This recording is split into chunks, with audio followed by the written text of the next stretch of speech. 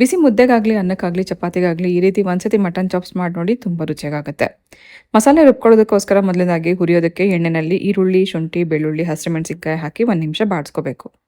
ನಂತರ ಇದಕ್ಕೆ ಸ್ವಲ್ಪ ಕಾಳುಮೆಣಸು, ಚಕ್ಕೆ, ಲವಂಗ, 2 ಏಲಕ್ಕಿ ಹಾಕಿ ಮತ್ತೆ ಇನ್ನೊಂದು ಸ್ವಲ್ಪ ಹೊತ್ತು ಫ್ರೈ ಮಾಡ್ಕೋಬೇಕು.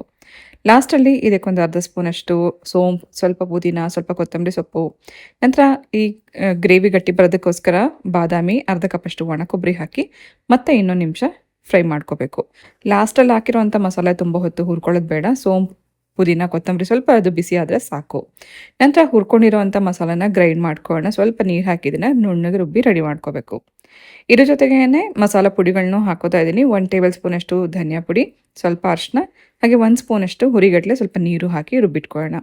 ಅದೇ ಕುಕ್ಕರಲ್ಲಿ ಸ್ವಲ್ಪ ಎಣ್ಣೆ ಹಾಕಿ ಎಣ್ಣೆಗೆ ಒಗ್ಗರಣೆಯಲ್ಲಿ ಈರುಳ್ಳಿ ಫ್ರೈ ಮಾಡಿಕೊಂಡು ಕ್ಲೀನ್ ಮಾಡ್ಕೊಂಡಿರೋಂಥ ಮಟನ್ ಹಾಕಿ ಫ್ರೈ ಮಾಡ್ಕೊಳ್ಳೋವಂಥ ಟೈಮಲ್ಲಿ ಸ್ವಲ್ಪ ಅರಿಶಿನ, ಉಪ್ಪು ಹಾಕಿ ಹುರ್ಕೋಬೇಕು. ಇದು ಸುಮಾರು ಅರ್ಧ ಕೆಜಿಯಷ್ಟು ಮಟನ್ ಇದೆ. ಅದಕ್ಕೆ ತಕ್ಕಷ್ಟು ಮಸಾಲೆ ನಾನು ಇವಾಗ ತೋರಿಸಿದ್ದೀನಿ. ಸ್ವಲ್ಪ ಇದೆಲ್ಲ ನೀರು ಬಿಡೋವರೆಗೂ ಒಗ್ಗರಣೆಯಲ್ಲಿ ಮಟನ್ನ ಹುರ್ಕೊಂಡ ನಂತರ ರುಬ್ಬಿಟ್ಕೊಂಡಿರುವಂಥ ಮಸಾಲ ಹಾಕೋಣ.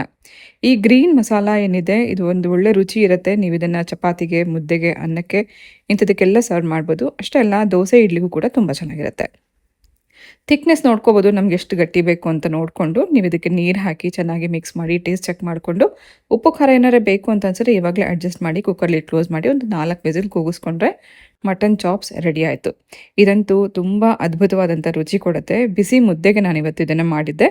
ಒಂದ್ಸತಿ ಇದೇ ರೀತಿ ನೀವು ಕೂಡ ಟ್ರೈ ಮಾಡಿ, ತುಂಬ ಚೆನ್ನಾಗಾಗುತ್ತೆ. ಮಾಡಿದ್ಮೇಲೆ ಕಮೆಂಟ್ ಮಾಡಿ ತಿಳಿಸಿ ನಿಮ್ಗೆ ಹೇಗೆ ಅನ್ನಿಸ್ತು ಅಂತ.